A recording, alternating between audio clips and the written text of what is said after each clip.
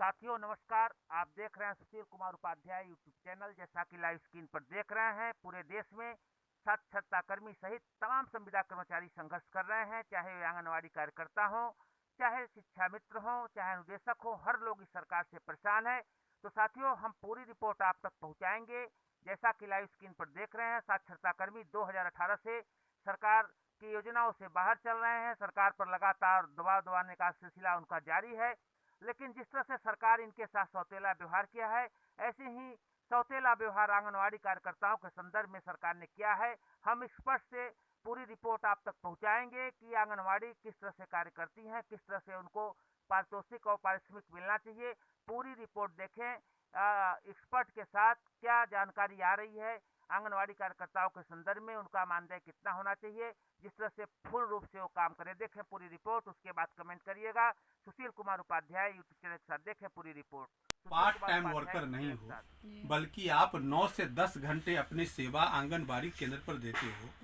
जो सरकार की जितनी योजनाएं हैं उसको लागू आंगनबाड़ी केंद्रों के द्वारा करवाया जाता है, आंगनबाड़ी सेविकाओं के माध्यम से कराया जाता है। तो आपका जो काम है वो 9 से 10 घंटे का है और प्रतिदिन का है।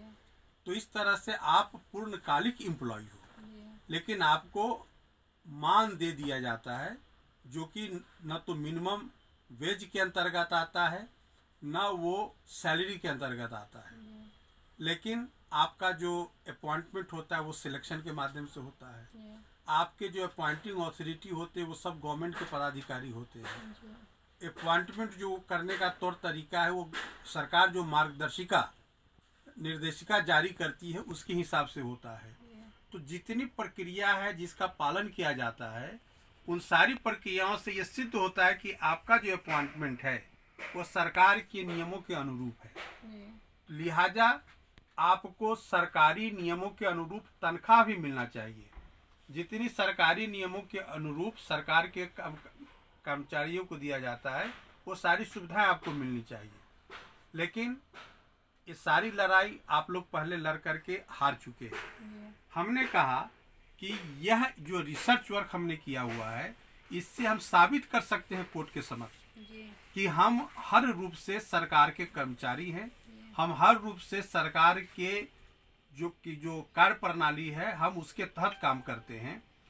और संविधान में सरकार को जो कल्याणकारी राज्य की कल्पना की गई है और कल्याणकारी राज्य के रूप में सरकार जो भी स्कीम लेकर के पब्लिक के हित में आती है, खासकर जो गरीब तबके के लोग हैं, बच्चे हैं, औरतें हैं, उनके लिए जो स्कीम है उसको लागू किया जा रहा है।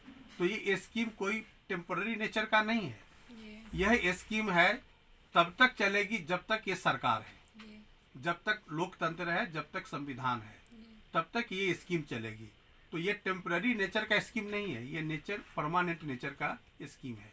लिहाजा इसके जो एम्प्लॉई हैं, जब हमारा रिटायरमेंट एज 65 साल है या 60 साल है आंगनवाड़ी वर्कर का, तो रिटायरमेंट भी है, आपके खिलाफ अनुशासनात्मक कार्रवाई भी की जाती है। तो फिर तनख्वाह आपको सरकार के नियम के अनुरूप क्यों नहीं मिलना चाहिए? जबकि अब तो यह एक दृष्टांत है कि तमिलनाडु सरकार आंगनवाड़ी सेविकाओं को पे स्केल और ग्रेड पे हर सुविधा